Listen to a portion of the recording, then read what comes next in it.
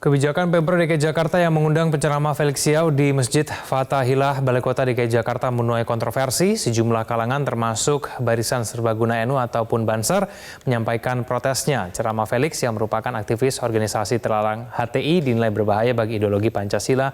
Dan untuk membahasnya telah hadir bersama kami di studio ada Ketua MUI Bidang Ukhuwah Islamiyah Kiai Haji Marsudi Suhud. Pak Marsudi, selamat pagi. Selamat pagi, Assalamualaikum warahmatullahi wabarakatuh. Waalaikumsalam Pak Marsudi. Pak Marsudi, kalau ada Ustadz Felix Xiao yang berbagai kesempatan menyampaikan dukungannya terhadap khilafah, lalu kemudian melakukan ceramah di lingkungan pemerintah provinsi, tanggapan bagaimana Pak Marsudi? Ceramah sesungguhnya hal yang biasa dilakukan oleh siapa saja dan banyak kiai atau ustadz. Tempat juga demikian, baik ada di musola atau di masjid atau bahkan di kantor-kantor atau di rumah. Persoalannya ketika yang menyampaikan itu dari sebuah dulunya, saya sekarang nggak tahu, dulunya kan memang kalau dilihat track recordnya dari beberapa YouTube-nya atau tulisan-tulisannya, beliau itu dari HTI yang sudah dibubarkan oleh pemerintah sekarang ini. Untuk persoalannya dan pertanyaannya kenapa HTI dibubarkan? Ya. Berarti ada sesuatu yang tidak sesuai atau tidak dianggap baik di dalam negara ini. Ketika tidak sesuai dengan di negara ini sehingga sebuah organisasi dibubarkan dan tokohnya atau orang-orangnya itu dipakai juga oleh salah satu simbol negara, ya. Itu kan sesuatu hal yang tahu atau pura-pura nggak tahu itu, yang ngundang itu, gubernurnya tadi, tahu atau pura-pura nggak tahu. Kalau tahu itu sekarang sampean bisa jadi gubernur, wong beliau dianya yang ketika jadi kalau jadi HTI itu kan mengusung suatu paham yang paham itu bertentangan dengan adanya Republik Indonesia yang berdasarkan Pancasila. Pak Marsudi, tadi dalam kutipan wawancara yang kami tampilkan juga Pak Gubernur mengatakan ini hal yang normal saja. Ya normal saja buat dianya, mungkin dia juga sepaham, atau mungkin dia juga nggak tahu, atau dia sepaham kan kalau dianggap normal. Bahayanya apa sih Pak Marsudi kalau misalnya orang yang identik dengan HTI berceramah di lingkungan Pemprov?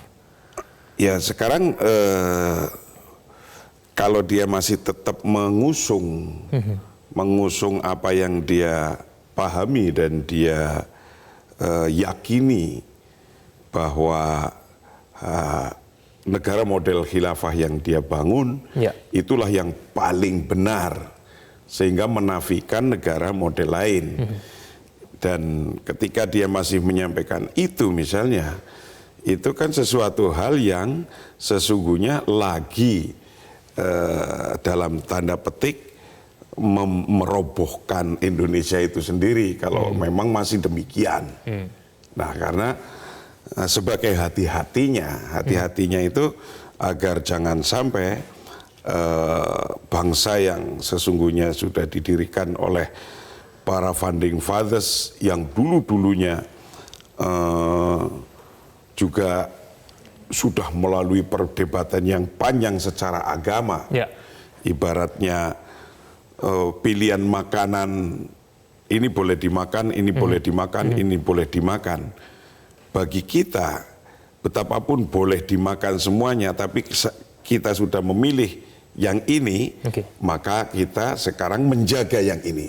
Dalam rangka menjaga yang ini, yaitu pilihan kita negara Pancasila, yang itu juga tidak bertentangan dengan ajaran agama Islam, yang itu juga adalah sesuai ijtihadnya para kiai dalam sebuah pendirian bentuk negara ketika itu, maka kita sekarang wajib menjaga.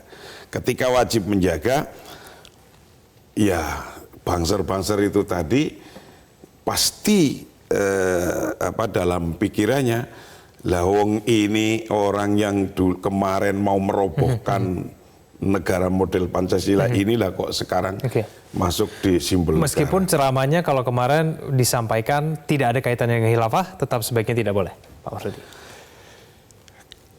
Adanya atau tidak adanya, ya kalau tidak ada itu alhamdulillah ya. Tapi karena sebuah paham dan paham itu adalah ada di pikiran dan keyakinan, dan itu dulu di YouTube-nya atau di tulisan-tulisannya adalah beliau itu HTI, maka wajar saja bangser atau siapa saja mau ceramahnya memang demikian atau tidak seperti yang dituduhkan, untuk kehati-hatian ya sama saja. Pak Marsudi, bagaimana kemudian cara kita betul-betul melindungi institusi pemerintah dari kemudian orang-orang yang mungkin identik dengan HTI, kalau misalnya nanti kita anggap ada yang pura-pura nggak tahu, ada yang mungkin masih coba-coba, ada yang mungkin masih memberikan simpati kepada orang-orang yang seperti ini, bagaimana? Ya menurut saya bahwa kita semua harus hati-hati terhadap hal yang sudah disepakati. Menjaga kesepakatan itulah sesungguhnya yang paling tidak ringan. Kesepakatan apa? Kesepakatan berbangsa bertanah air ini modelnya sudah disepakati yang ini. Nah, ketika ada seseorang yang memang usahanya itu untuk membongkarnya, untuk menggantinya, ya menurut saya hati-hati itu lebih baik. Pak Marsudi, terima kasih telah bergabung sama kami di Metro Pagi Prantas. Selamat pagi, Pak Marsudi. Selamat pagi.